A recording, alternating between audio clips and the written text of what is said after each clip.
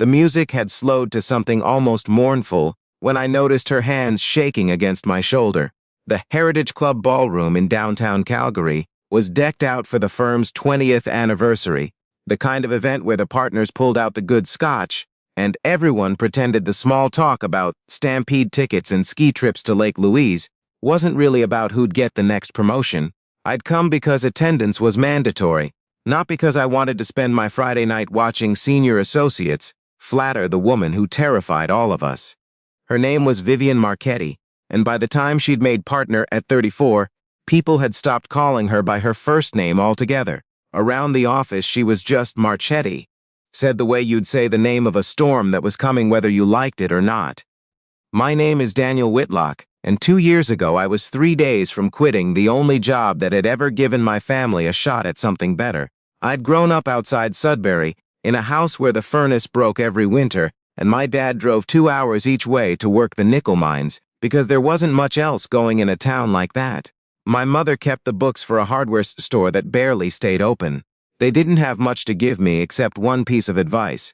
Repeated so often it stopped sounding like advice and started sounding like a law of physics. Nobody owes you anything, so you'd better be the hardest worker in the room. When I got the offer from Marchetti & Bell, a mid-sized corporate law firm with a real reputation in Calgary's oil and gas sector, I called my mother from the parking lot and cried like I hadn't cried since I was a kid. It felt like the furnace would finally get fixed. Working under Vivian Marchetti felt like nothing I'd been told to expect. She didn't yell. She didn't need to. She had a way of going quiet when she was disappointed that was worse than any shouting I'd ever heard from a coach or a foreman. She'd read a brief I'd spent 4 nights on, set it down without a word, and ask one question that proved she'd found the one weak point I'd hoped nobody would notice. Her emails were 2 lines long, never a greeting, never a sign-off. I used to read them 3 times trying to find some warmth hiding in the punctuation. There never was any. After 8 months of that, something in me started to crack. I wasn't sleeping. I'd stopped calling my parents as often because I didn't want them to hear it in my voice. I started drafting my resignation letter on a Tuesday night in my apartment in Bridgeland, sitting on the floor because I hadn't bothered buying a desk yet, telling myself I'd rather go back to Sudbury and figure something out than keep shrinking every single day under that woman's silence. I had the letter half-written saved on my office laptop when the firm sent out the invitation for the anniversary gala. Mandatory, the email said in bold. I told myself I'd go, smile through it, and hand in my resignation the following Monday. The ballroom that night looked like it belonged in a different city. Gold light pooling off chandeliers, a string quartet warming up in the corner, the kind of hors d'oeuvres tray that circulates forever, and you never actually manage to grab one off. Partners in tailored suits clinked glasses and toasted 20 years of billable hours, and the kind of success that gets written up in the Calgary Herald's business section. Vivian arrived almost 40 minutes late, and when she did, I watched the whole room recalibrate around her, the way it always did. She wore deep emerald green, simple, no jewelry except a thin gold chain, and she had that same unreadable composure she wore into every meeting. But something was off, and I noticed it before I even understood what I was noticing. Her jaw was tight. She kept glancing toward the doors like she was timing an exit. When one of the senior partners raised a glass in her direction during the toasts, she smiled, but it didn't reach anywhere near her eyes. I told myself it wasn't my business.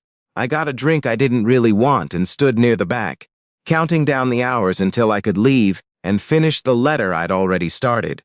Then the quartet shifted into something slower, and couples started drifting onto the small dance floor near the windows. And that's when I saw her standing alone at the edge of it, arms crossed, looking like she was bracing against a wind nobody else could feel. Nobody approached her. Of course nobody approached her. You didn't walk up to Vivian Marchetti uninvited. Not at the firm, not anywhere. I don't know what got into me. Maybe it was the fact that I'd already mentally quit, so I had nothing left to protect. I walked over and held out my hand. She looked at it like I'd handed her something foreign.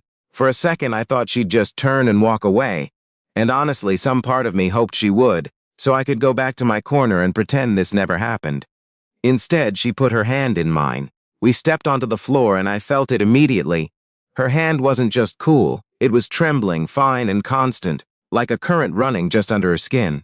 I looked up and her eyes, which I had never once seen anything but flat and controlled, were glassy, For the first time since I'd started at the firm, Vivian Marchetti looked like an actual person, and not the idea of one we'd all built up in the break room.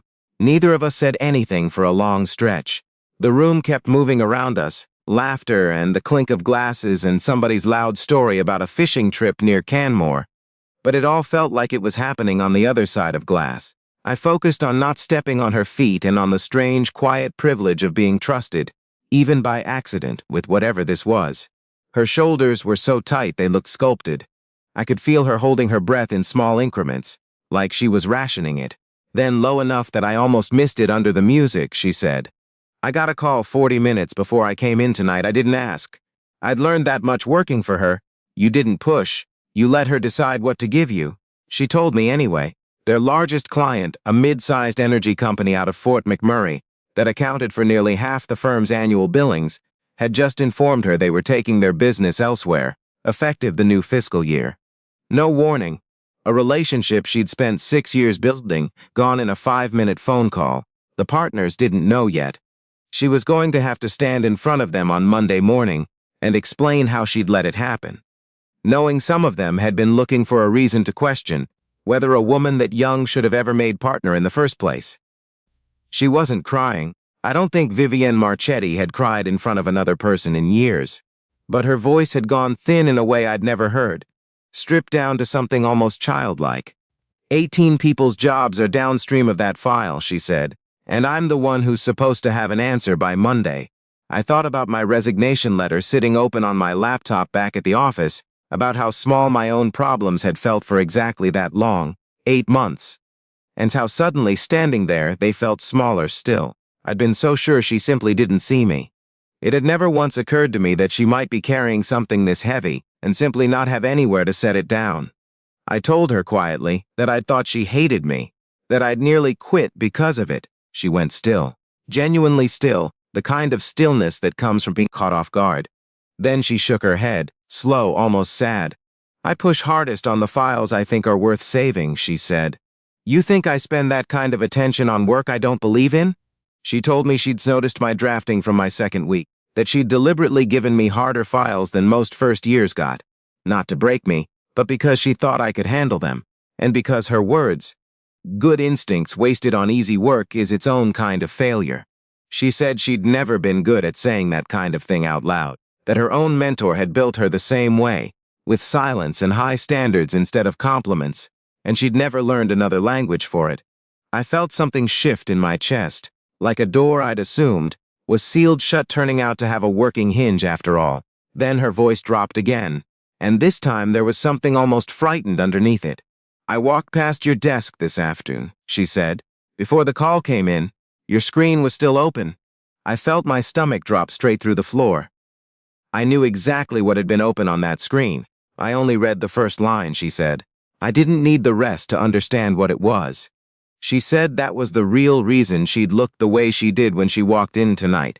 Not just the client, though God knew that was enough on its own, but the thought that someone she'd been quietly investing in for 8 months had already decided to walk away, and she hadn't said a single word to stop him because she didn't know how. The song was somewhere near its last notes by then, but neither of us moved to step apart. "I'm not good at this," she said, and for a second I thought that might be the whole sentence, the end of it, the most I'd ever get.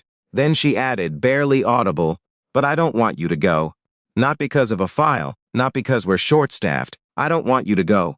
There's a particular kind of silence that happens after someone says something true that costs them a lot to say. I stood in the middle of it, in a ballroom full of people who had no idea what was happening 4 feet away from their conversations about ski conditions, and I understood something about leadership I hadn't understood in 8 months of working underneath it.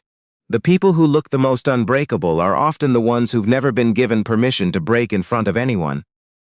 I told her I wasn't going anywhere, not because the job had gotten easier, and not because I suddenly believed Monday would go smoothly. I told her because watching her stand there, trying to hold an entire firm's worth of weight by herself, made walking away feel like a small and cowardly thing to do. The months after that were some of the hardest of my career. Losing that client triggered a real reckoning at the firm. 2 rounds of restructuring, partners openly questioning Vivienne's judgment in meetings. I wasn't even supposed to be in but heard about anyway. Weeks, where Everson stayed past 11 trying to win back enough new business to steady the ship. I billed more hours that winter than I thought a person could survive. But Vivienne changed, in ways small enough that I think only the people closest to her noticed at first. She started asking the junior's associates for input in meetings instead of just assigning tasks. She left a comment on one of my drafts that wasn't a correction. It just said, "Good instinct on the indemnity clause." I read it probably 6 times. She even started showing up to the Friday debriefs the partners held, sitting in on conversations she used to skip entirely, like she'd decided carrying it alone wasn't actually a requirement of the job, just a habit she'd never questioned.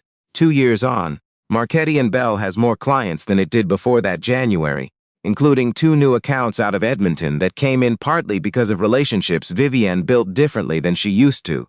Slower, with actual conversation instead of just performance.